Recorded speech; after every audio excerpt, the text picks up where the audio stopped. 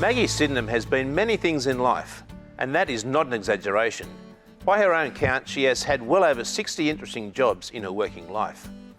Today, she is an accomplished public speaker and author. We sat down with Maggie after a speech to a local view club to ask her about how she beats boredom, and most importantly, what's next. I've got an overweening confidence in my own ability. I don't know why. It's just that I can remember when I was married to my husband, I didn't like boring jobs, and I always wanted to get really interesting, unusual jobs. And he said to me once, "Why can't you get an ordinary job like any other ordinary woman?" Well, you know my answer to that, and that didn't endear me to him at all. I'm not ordinary. They ranged from half a day, that was selling studio portraits door to door. Half a day was enough of that, to 8 years. So there were a lot of 4, 5 and 6 month jobs in that over my 45-year working career.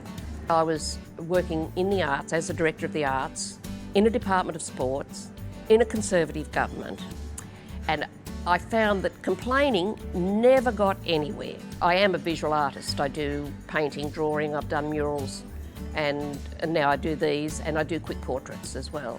So I used to send memos, and they were always funny letters with a cartoon. And it's amazing what good results I got from that, because I made people laugh. And so I've kept up with the cartooning. I'd advise anyone, if they want to write a book, to just go ahead and write it. Because as I always like to say, the most remarkable thing about my book is actually that I finished it. Because I've always had these wonderful projects in mind, and I've been gonna do this and gonna do that and never finished. I've actually written and published a book. Just after I had a serious operation a few years ago, I decided that I wanted to get fit and to get out more, because I was very grouchy and reclusive, and I decided to join Toastmasters. That was about 4.5 years ago. And since I joined Toastmasters, I've made almost 150 speeches.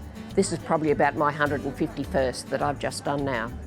I've just received the highest personal educational award in Toastmasters, which is the Distinguished Toastmasters Award. So that's sort of the pinnacle in Toastmasters. So I need another challenge. So I've applied to the University of Wollongong to do a Bachelor of Arts degree, majoring in philosophy.